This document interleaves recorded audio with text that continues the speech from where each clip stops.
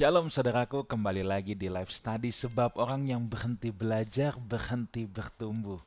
Pada kesempatan ini kita akan membahas Injil Lukas pasal yang ke-24, pasal yang terakhir dari Injil Lukas ayat 13 sampai 35.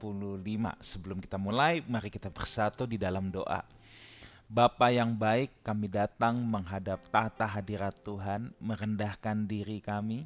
Kami mau belajar apa yang menjadi kebenaran firman-Mu supaya kami boleh semakin dipertajam oleh Engkau. Terima kasih, dalam nama Tuhan Yesus kami berdoa. Amin. Saudaraku, ini adalah pasal yang terakhir dan kisah setelah Yesus bangkit. Dan menariknya kenapa ini harus dibahas di Injil Lukas, karena ada satu kisah yang hanya ditulis oleh Injil Lukas, yaitu perjalanan ke Emmaus, ya. Ini adalah kisah tentang Yesus bertemu dengan dua orang murid. Yang jelas dua orang murid ini bukanlah ke-12 murid. Bisa ke-70 murid atau 120 murid, tetapi yang pasti mereka statusnya adalah murid. Yang namanya murid pasti lebih dari sekedar pengikut.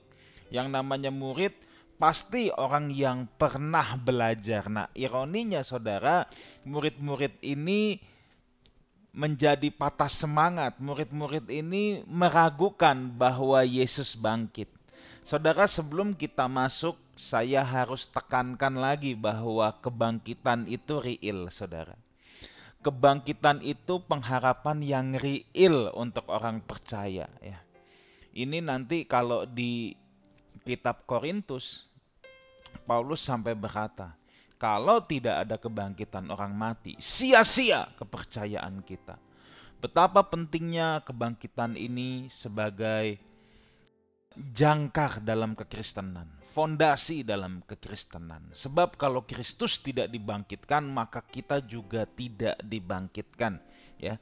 Jadi saya harus katakan bahwa saudara jangan sampai terbawa oleh filsafat-filsafat dunia ini, statement-statement yang mengatakan kebangkitan orang mati itu tidak ada, orang kalau sudah mati udah nggak tahu apa-apa lagi. Saya harus katakan bahwa kebangkitan orang mati adalah sebuah kepastian. Justru itulah permulaan hidup yang kekal.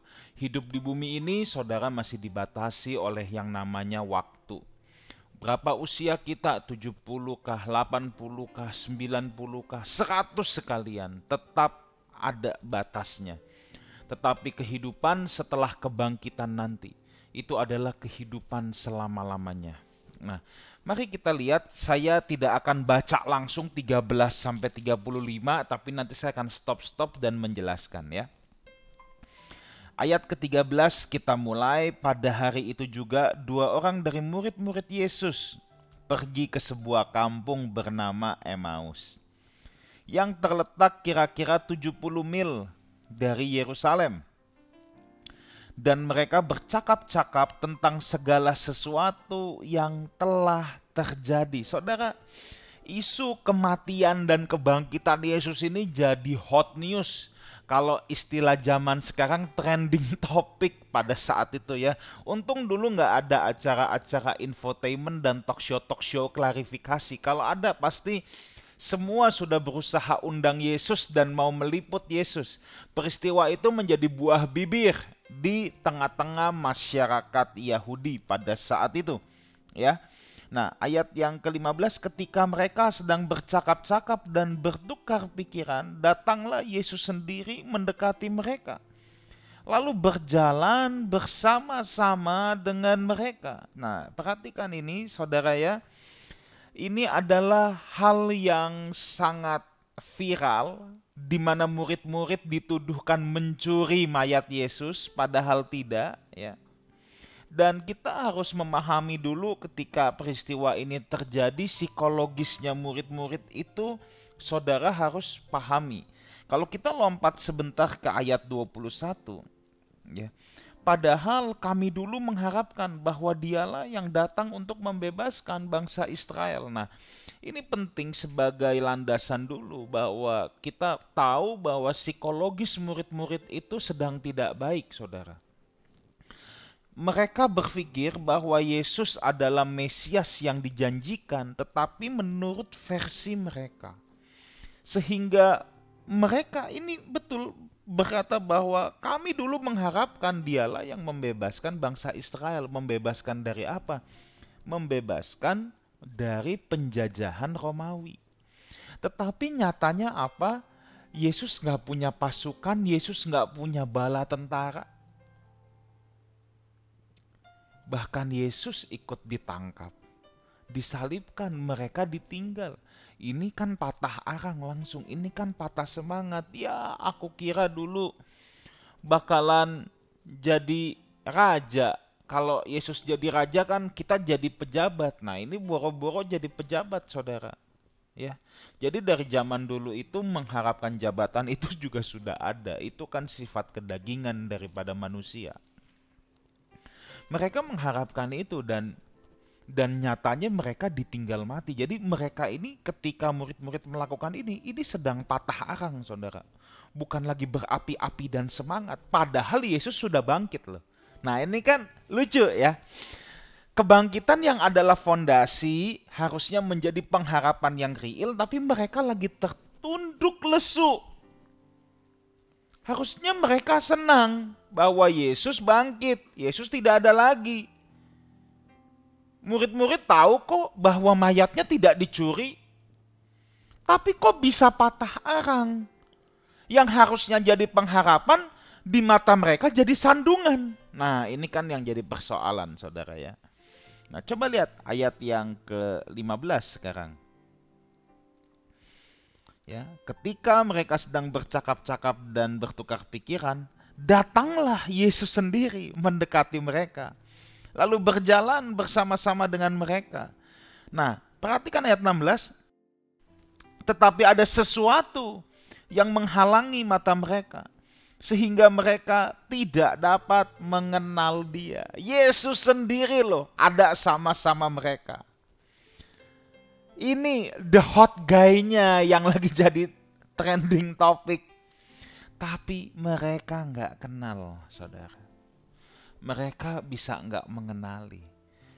Maaf saudara ya, kalau saudara ketemu cuman satu kali, mungkin saudara pernah kenalan sama orang, ketemu cuman satu kali. Kemudian setelah sekian lama ketemu lagi, lupa itu wajar. Nggak ngenalin itu wajar. Ini murid, statusnya murid. Pasti berkali-kali ketemu, belajar dari Tuhan Yesus. Nggak mungkin mereka tidak mengenali. Kok bisa ya? Alkitab bilang mereka nggak mengenali sebab ada sesuatu yang menghalangi mata mereka. Kekacauan di Yerusalem membuat mereka tidak mengenali pribadi Yesus yang ada bersama dengan mereka. Kekacauan itu memang bisa mendominasi pikiran, hati, dan jiwa mereka. Ini aplikasi yang bisa kita ambil ya. Kita tahu Yesus itu Tuhan.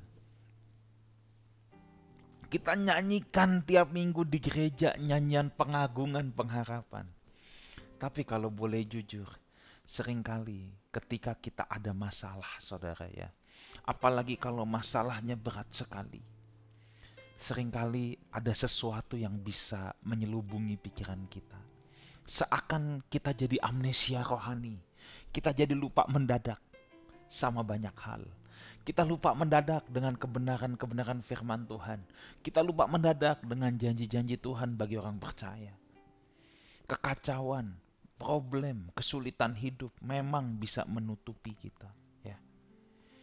Itu sebabnya saudara, saya harus ajarkan satu prinsip ini, bahwa kita tidak fokus pada goncangannya, tapi kita fokus pada suaranya. Jangan fokus sama goncangan yang terjadi dalam hidup kita, tapi kita harus fokus pada suaranya, apa yang Tuhan katakan. Ya. Ibarat pesawat, mereka sedang mengalami turbulence hebat. Ya. Sama seperti hidup kita. Kita bisa mengalami keguncangan hebat. Tapi keguncangan itu sebenarnya cuma ada di luar kita. keguncangan itu cuman ada di luar kita. Yang ada di dalam kita harusnya sebuah kekuatan. Sebab kekristenan itu selalu saya katakan inside out, bukan outside in. Keguncangan, masalah, kekacauan itu semua eksternal. Jangan sampai apa yang ada di dalam kita ditentukan oleh apa yang ada di luar. Ya, nah, kalau lagi tenang, nyaman, orang bisa dibuat tidak mengenali suara Tuhan, ya kan? Dibutakan ilah-ilah zaman ini, dibutakan oleh materialisme. Tetapi rupanya kekacauan, persoalan itu juga bisa membutakan kita. Makanya fokus kita yang ada di dalam itu harus mendengar suaranya. Fokus kita harus ada pada kebenaran. Dari luar ini ya, baik kenyamanan maupun masalah itu sangat bisa loh menyelubungi mata dia. Mata kita dari Tuhan. Membuat kita nggak mengenali Tuhan. Ya, penderitaan bisa menyelubungi mata kita, kenyamanan juga bisa menyelubungi mata kita. Makanya yang benar adalah kitanya sendiri dari dalam harus fokus kepada Tuhan. Baik dalam kesesakan maupun dalam kelonggaran. Itu semua hanya fenomena badani yang terjadi di luar. Kita teruskan dulu ayat 17. Yesus berkata kepada mereka, apakah yang kamu percakapkan sementara kamu berjalan? Maka berhentilah mereka dengan muka muram. Lihat, orang yang gak kenal kebenaran mukanya tuh muram, saudara. Ya. Saudara, mustahil murid-murid, statusnya murid, mustahil kalau mereka tidak pernah dengar Yesus pernah berkata bahwa anak manusia akan disalibkan, akan dibangkitkan pada hari yang ketiga. Mustahil. Berkali-kali Yesus sudah ngomong sama murid-muridnya. Jadi mustahil kalau dua orang ini tidak pernah mendengar itu. Tapi sekali lagi saudara, ya, ada sesuatu yang menyelubungi. Makanya fokus mereka pada kekacauan, pada guncangan, bukan pada apa yang Tuhan pernah katakan.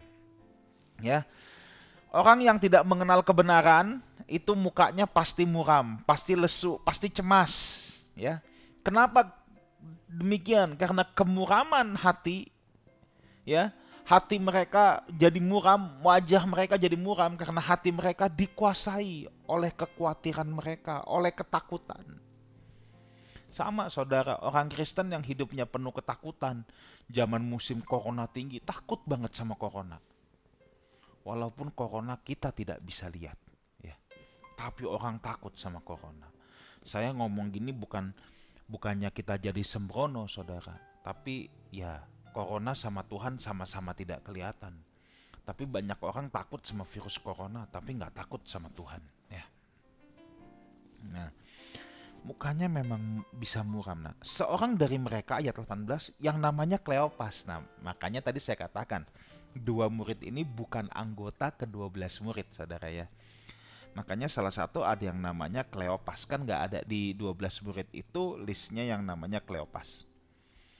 Menjawabnya, adakah engkau satu-satunya orang asing yang tidak tahu apa yang terjadi di situ pada hari-hari belakangan ini? Tuh lihat ya. Emang kalau orang kagak mengerti kebenaran, otaknya lagi kacau, suka sotoy. Saudara suka sotau. Ini ngomong sama the hot guy-nya, ngomong sama yang lagi jadi trending topik, malah dia bilang, lu satu-satunya orang yang nggak tahu. Tuh lihat, orang kalau lagi dibutakan itu memang suka sotoy, saudara ya. Sotoy itu sok tahu, saudara ya. Oke. Yesus menjawab, katanya kepada mereka, apakah itu? Jawab mereka, apa yang terjadi dengan Yesus orang Nazaret? Dia adalah seorang nabi yang berkuasa dalam pekerjaan, perkataan di hadapan Allah dan di depan seluruh bangsa kami. Tetapi imam-imam kepala dan pemimpin-pemimpin kami telah menyerahkan dia untuk dihukum mati. Dan mereka telah menyalibkannya. Padahal, ayat 21 yang tadi kita udah baca, kami dahulu mengharapkan bahwa dialah yang datang untuk membebaskan bangsa Israel. Tapi sementara itu telah lewat 3 hari sejak semuanya itu terjadi. Ayat ke-22 saya bacakan dulu ya sampai ayat yang ke-24, saudara. Tetapi beberapa perempuan dari kalangan kami telah mengejutkan kami. Pagi-pagi buta mereka telah pergi ke kubur dan tidak menemukan mayatnya. Lalu mereka datang dengan berita bahwa telah kelihatan kepada mereka malaikat-malaikat yang mengatakan bahwa ia hidup. Dan beberapa teman kami telah pergi ke kubur itu dan mendapati bahwa memang benar yang dikatakan perempuan-perempuan itu. Tetapi dia tidak melihat mereka. Nah saudara, ini udah punya kesaksian apa yang Tuhan katakan itu benar. Tetap muram. Ya, ini kan mengejutkan saudara ya. Mengejutkan, kok mereka jadi bebal. Udah tahu tapi tetap kayak nggak bisa nerima, kayak nggak bisa siap. Ini murid loh, Tuhan udah berkali-kali berkata. Bahkan di depan Pilatus pun Yesus bilang kerajaannya bukan dari dunia ini. Murid-murid itu udah harusnya tahu, paham. Memang persoalan terbesar mereka adalah mereka sudah punya konsep Mesias sendiri. Ketika sesuatu yang mereka inginkan tidak tercapai, mereka jadi kecewa saudara ya. Kita nggak boleh jadi orang Kristen yang seperti itu ya. Nah ayat 25-26 ini menarik. Lalu ia berkata kepada mereka, hai kamu orang bodoh, betapa lambannya hatimu, sehingga kamu tidak percaya segala sesuatu yang telah dikatakan para nabi. Bukankah Mesias harus menderita semuanya itu untuk masuk ke dalam kemuliaannya? Ini Yesus emosi saudara ya. Hai kamu orang bodoh. Wah, kalau kita digituin sama pendeta atau sama pengajar Alkitab, hei kamu orang bodoh, waduh kepahitan 7 turunan ya. Bisa-bisa kita bilang amit-amit gue mau injak gereja lagi. Sampai kapan juga gue udah gak mau deh injak gereja lagi. Saudara, yang bisa kita pelajari di sini bukan kita bego-begoin orang ya. Seperti Tuhan Yesus, hai kamu orang bodoh.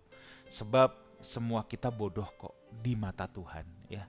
Jadi kita nggak perlu merasa diri sendiri lebih superior atau apapun itu. Tetapi yang kita bisa pelajari gini, kebebalan, kebodohan harus dihardik. Kebebalan dan kebodohan harus dihardik keluar dari hidup kita. Jangan ada merasa diri pandai, bijaksana. Saudara, setiap kita bisa melakukan kebodohan. Sekalipun saudara sekolah sampai S3, S4, S puter, S lilin, semua S saudara jalankan. Setiap kita bisa melakukan kebodohan. Bisa pikiran kita dikuasai oleh kebodohan. Dan ketika itu terjadi memang perlu dihardik keluar. Ya. Perlu dihardik keluar. Ini kata bodoh di sini anetoi, dari kata anetos, tidak berpengertian, unintelligent. Ya, kebodohan harus dihardik.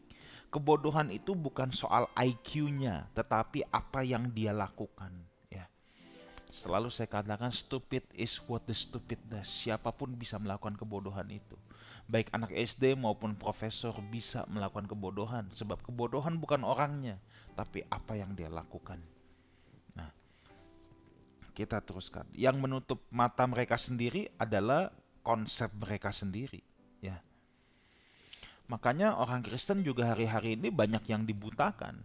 Sampai seperti 2 murid ini tidak menyadari kehadiran Tuhan. Kita pun bisa dibutakan loh. Sampai kita tidak menyadari kehadiran Tuhan di tengah-tengah hidup kita. Ya. Nah, ayat 27 dan 30 sampai 30. Lalu ia menjelaskan, Yesus menjelaskan kepada mereka apa yang tertulis tentang dia dalam seluruh kitab suci. Mulai dari kitab-kitab Musa dan segala kitab nabi-nabi. Mereka mendekati kampung yang mereka tuju, lalu ia berbuat seolah-olah hendak meneruskan perjalanannya. Tetapi mereka sangat mendesaknya, katanya, tinggallah bersama-sama dengan kami, sebab hari telah menjelang malam dan matahari hampir terbenam. Lalu masuklah ia untuk tinggal bersama-sama dengan mereka.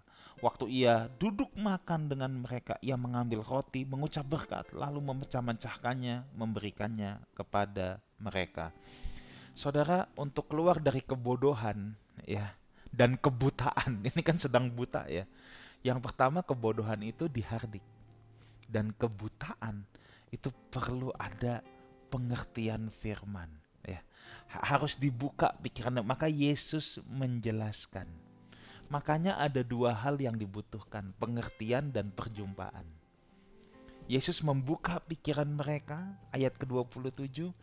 Dan ayat 30, ia mengambil roti, memecah-mecahkannya. Ini pengalaman real, perjumpaan pribadi dengan Tuhan yang membuat mereka sadar langsung. Itu Tuhan. Jadi orang Kristen itu harus punya dua hal, saudara. Pengertian dan perjumpaan. Nggak bisa cuma satu. Ya, nggak bisa cuma satu. Pengalaman pribadi sifatnya subjektif. Ya.